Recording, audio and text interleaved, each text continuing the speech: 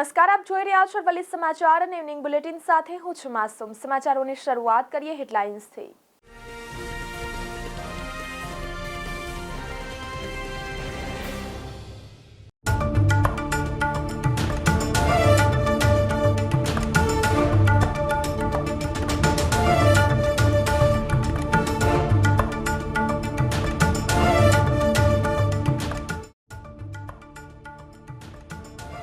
રાજ્યના મોટા ભાગના સેન્ટરોમાં છેલ્લા 3 દિવસથી ગરમીનો પારો 38 ડિગ્રીથી નીચે ગયો નથી। શહેરમાં પડી રહેલા આકરી ગરમીના કારણે કોર્પોરેશને પણ હીટ એક્શન પ્લાન તૈયાર કર્યો।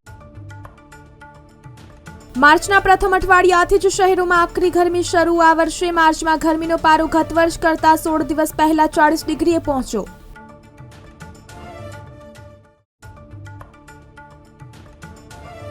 માર્ચના પ્રથમ અઠવાડિયાથી જ શહેરના મહત્તમ તાપમાન ઊંચકાયું। ગત વર્ષે સૂકા પવનોની અસરથી પ્રથમવાર ગરમીનો પારો 39.9 ડિગ્રીએ પહોંચ્યો હતો।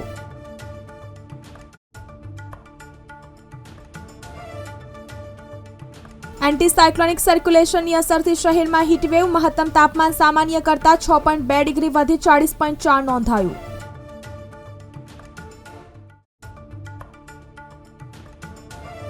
લોકોએ બપોરથી સાંજ સુધી કાળઝાળ ગરમીનો અનુભવ કર્યો। ઘરની બહાર ફરતા લોકોએ માથું ફાડી નાખે તેવી ગરમીનો અનુભવ કર્યો।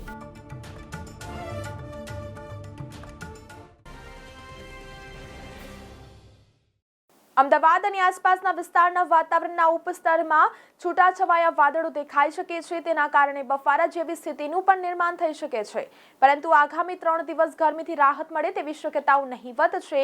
ત્યારબાદ 2 ડિગ્રી સેલ્સિયસ સુધી તાપમાનમાં ઘટાડો આવશે। હવામાન નિષ્ણાંત પરેશ ગોસ્વામીએ જણાવ્યું હતું કે 9 માર્ચ 2025 થી લઈને 13 માર્ચ 2025 દરમિયાન રાજ્યની અંદર પવનની દિશા, ગતિ અને ઊંચા તાપમાનનો સામનો આપણે કરવો પડશે। છેલ્લા એક અઠવાડિયાથી પવનની જે સ્પીડ છે તે 9 કિલોમીટર પ્રતિ કલાકથી લઈને 13 કિલોમીટર પ્રતિ કલાક છે। બીજી તરફ વાત કરીએ તો સાળંગપુર ધામ સ્થિત શ્રી કષ્ટભંજન દેવ હનુમાનજી મંદિરમાં રંગોત્સવની ભવ્ય તૈયારીઓ શરૂ થઈ ગઈ છે। પરમ પૂજ્ય શાસ્ત્રી સ્વામી હરિપ્રકાશ દાસજીની પ્રેરણા અને કોઠારી શ્રી વિવેક સાગર દાસજી સ્વામીના માર્ગદર્શન હેઠળ દાદાને વિશેષ શણગાર કરવામાં આવ્યો હતો।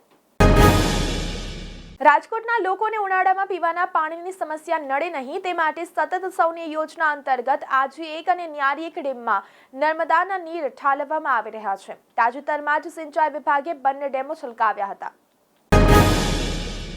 ભાવનગર બાંદ્રા ભાવનગર ટ્રેનમાં દૈનિક ધોરણે જબ્બર ટ્રાફિક હોય છે। આવા કારણોસર જ પાલિતાણા બાંદ્રા સાપ્તાહિક ટ્રેનને દૈનિકમાં તબદીલ કરવાની લાંબા સમયથી માંગણી કરવામાં આવી છે। ભાવનગર રેલવે ડિવિઝન દ્વારા તારીખ 13મી માર્ચના રોજ ભાવનગર બાંદ્રા વચ્ચે એક જ દિવસમાં 3 ટ્રેન દોડાવવામાં આવનાર છે। ભાવનગર શહેરમાં ઉત્તર પૂર્વના ગરમ પવન ફૂંકાવાનો આરંભ થતા તેમજ હીટવેવની આગાહી હોય શહેરનું તાપમાન ઉનાળાના મધ્ય ભાગની જેમ 39.2 ડિગ્રી સેન્ટીગ્રેડ થઈ જતા આખો બપોર નગરજનોએ પરસેવે રેબઝેબ થઈ જાય તેવી ગરમીનો અનુભવ કર્યો હતો। હીરા ઉદ્યોગમાં છેલ્લા 2-3 વર્ષથી ભારે મંદી ચાલી રહી છે। આજે ડાયમંડ ફેક્ટરી સંચાલકો ડાયમંડ ઓછા પોલિશિંગ કરાવી રહ્યા છે। તેને કારણે રત્ન કલાકારોની તેમજ મહિનાની આવક ઉપર કાપ મુકાઈ ગયો છે। ત્યારે ડાયમંડ વર્કર એસોસિએશન દ્વારા 6 મુદ્દે સરકારને રજૂઆત કરી છે। જો આ મામલે સરકાર કોઈ નિવારણ નહીં લાવે તો 30 માર્ચથી ડાયમંડ વર્કર એસોસિએશન હડતાલ પર ઉતરવાની ચીમકી ઉચ્ચારી છે। આજે અમદાવાદ, ગાંધીનગર, આણંદ, સુરત, કચ્છ, મોરબી, સુરેન્દ્રનગર, બનાસકાંઠા અને રાજકોટમાં ઓરેન્જ એલર્ટ અપાયું છે, જ્યારે પોરબંદર, ભાવનગર અને સાબરકાંઠામાં યલો એલર્ટ અપાયું છે। સમુદ્રકાંઠાના વિસ્તારોમાં ગરમ અને ભેજયુક્ત હવામાન રહેવાની શક્યતાઓ છે। ઘોઘંબાના ધનેશ્વર ગામમાં આવેલ જૈન મંદિરમાં અજાણ્યા શખ્સોએ મૂર્તિઓ ખંડિત કરી છે। ધનેશ્વર હાઈસ્કૂલની સામે આવેલ જૈન દેરાસરમાં મહાવીર સ્વામી સહિતના તીર્થંકરોની મૂર્તિઓ ખંડિત કરાઈ છે। મંદિરના તાળા તોડી મૂર્તિઓને ખંડિત કરાઈ। કેટલાક અસામાજિક તત્વોએ ઘટનાને અંજામ આપ્યો છે તો આ વાત સામે આવી છે। મૂર્તિઓ ખંડિત થતા ધાર્મિક લાગણી દુભાઈ હોવાની રજૂઆત સાથે મૂર્તિઓ ખંડિત કરનારા સામે કડક કાર્યવાહીની માંગ ઉઠી છે। ઘટનાને લઈ જૈન સમાજમાં ભારે આક્રોશ જોવા મળી રહ્યો છે। જૈન સમાજના અગ્રણીઓ પોલીસ મથકે પહોંચ્યા તો રાજગઢ પોલીસે સમગ્ર ઘટના અંગે અજાણ્યા શખ્સો વિરુદ્ધ ફરિયાદ નોંધવાની કાર્યવાહી હાથ ધરી છે। ગત 9 માર્ચની ઘટના હોવાની પ્રાથમિક માહિતી પ્રાપ્ત થઈ છે। ઘોઘંબાના ધનેશ્વર ગામમાં આવેલ જૈન મંદિરમાં અજાણ્યા શખ્સોએ મૂર્તિઓ ખંડિત કરી છે. ધનેશ્વર હાઈસ્કૂલની સામે આવેલ જૈન દેરાસરમાં મહાવીર સ્વામી સહિતના તીર્થકરોની મૂર્તિઓ ખંડિત કરાઈ છે. મંદિરના તાળા તોડી મૂર્તિઓને ખંડિત કરાઈ.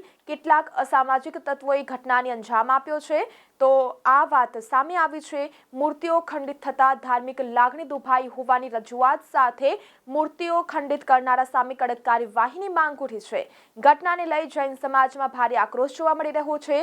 જૈન સમાજના અગ્રણીઓ પોલીસ મથકે પહોંચ્યા તો રાજગઢ પોલીસે સમગ્ર ઘટના અંગે અજાણ્યા શખ્સો વિરુદ્ધ ફરિયાદ નોંધવાની કાર્યવાહી હાથ ધરી છે. ગત 9 માર્ચની ઘટના હોવાની પ્રાથમિક માહિતી પ્રાપ્ત થઈ છે. જૈનોના 24મા તીર્થંકર ભગવાન મહાવીર સ્વામી આમની મૂર્તિ, ગૌતમ સ્વામીની મૂર્તિ, વલ્લભસુરી મહારાજ સાહેબની મૂર્તિ એને તોડી પાડવામાં આવી. કેટલાક અજાણ્યા ઈસમો દ્વારા ઘોઘંબા તાલુકામાં લગભગ 7 કિલોમીટર દૂર જે ધનેશ્વર આવેલું છે, એ ધનેશ્વરમાં વિજય જગત ઇન્દ્ર વિદ્યાલય અમારી સ્કૂલ ચાલે છે ગુરુદેવના નામની, અને આ સ્કૂલના પટાંગણમાં આવેલું જે દેરાસર છે, જિનાલય છે, એ જિનાલયમાં ગઈકાલે કેટલાક તત્વો દ્વારા તોડફોડ કરી મૂર્તિ ખંડિત કરી છે. ભગવાન મહાવીર સ્વામીની આ પ્રકારની મૂર્તિઓ એની હાથ આખો તોડી પાડવામાં આવ્યો છે. જે ગૌતમ સ્વામી છે એમનું ડોકું પણ તોડી નાખ્યું, શરીરનો ભાગ પણ તૂટેલો છે, ફક્ત પલાઠી એકલી જ રહી છે. અને વલ્લભસુરી મહારાજ સાહેબની જે પ્રતિમા હતી એનું મોતું તોડી નાખવામાં આવ્યું છે. આ કયા હેતુસર, કયો ઈરાદો હશે એ ખબર નથી, પરંતુ જેણે પણ કર્યું છે આ બહુ મોટી ગંભીર ભૂલ કરી છે. ત્યાંના જે સમાજના લોકો છે, જૈન સમાજ, જે બારિયા ક્ષત્રિય સમાજ, પરમાર ક્ષત્રિય સમાજ, એમાં પણ ભારે આક્રોશની લાગણી છે. ગઈકાલે આખું ગામ ભેગું થયું હતું. એના કાર્યકર્તાઓ દ્વારા ત્યાં જે ઘોઘંબા પોલીસ સ્ટેશન, જે રાજગઢ પોલીસ સ્ટેશન કહેવાય, ત્યાં આગળ ફરિયાદ પણ કરી છે. અમે લોકોએ અમારા કેમ્પસમાં, જે સ્કૂલનું કેમ્પસ છે, એટલે કેમેરા લગાડેલા છે, એટલે એની અંદર પણ આવું મોડું બાંધેલા લોકો દેખાઈ રહ્યા છે. પોલીસ અત્યારે તપાસમાં જુટી છે. કેટલાક લોકોને શકના આધાર ઉપર પકડીને પોલીસ સ્ટેશનમાં લઈ આવવામાં આવ્યા છે. પોલીસ કરી રહી છે. પણ હું આપને માધ્યમથી કહેવા માંગુ છું, જેને પણ આ કૃત્ય કર્યું હશે એને અમે છોડીશું નહીં. મોડાસામાં ગ્રાહકને જીવાતવાળો મઠો પધરાવાયો. ગ્રાહકે શ્રીખંડનો મઠો ખોલતા જીવાત મળી આવી. ઘરે પહોંચ્યા બાદ ગ્રાહક અને પરિવાર પણ ચોંકી ગયો. માલપુર રોડ પર આવેલી છાસવાલી બ્રાન્ચ પરથી ખરીદ્યું હતું પેકેટ. ગ્રાહક દ્વારા મોડાસા પાલિકા પાસે તપાસની માંગણી કરાઈ. લોકોના આરોગ્ય સામે ખતરનાક રૂપ પાણી તેમજ ખાણીપીણી સામે કાર્યવાહીની માંગ ઉઠી છે. અગાઉ પણ અઠવાડિયા પહેલા ગ્રાહકને એક્સપાયરી ડેટવાળી છાશ પધરાવવામાં આવી હતી. મોડાસામાં ગ્રાહકને જીવાતવાળો મઠો પધરાવાયો. ગ્રાહકે શ્રીખંડનો મઠો ખોલતા જીવાત મળી આવી. ઘરે પહોંચ્યા બાદ ગ્રાહક અને પરિવાર પણ ચોંકી ગયો. માલપુર રોડ પર આવેલી છાસવાલી બ્રાન્ચ પરથી ખરીદ્યું હતું પેકેટ. ગ્રાહક દ્વારા મોડાસા પાલિકા પાસે તપાસની માંગણી કરાઈ. લોકોના આરોગ્ય સામે ખતરનાક રૂપ પાણી તેમજ ખાણીપીણી સામે કાર્યવાહીની માંગ ઉઠી છે. અગાઉ પણ અઠવાડિયા પહેલા ગ્રાહકને એક્સપાયરી ડેટવાળી છાશ પધરાવવામાં આવી હતી. લગભગ 7:30 વાગ્યાની આસપાસ અહીંયા આગળ કેસર પિસ્તામાં મઠ્ઠો લઈ ગયેલ, જે ઘરે જઈને ખોલતા એની અંદરથી મચ્છર નીકળેલ છે. એ લઈને હું દુકાને પરત આવેલ છે અને એમને બતાવ્યું કે આ રીતે મચ્છર નીકળેલ છે. તો એમને કહ્યું કે હું તમને રિપ્લેસ કરી આપું, બરાબર, પણ રિપ્લેસ કરવાની જરૂર નથી.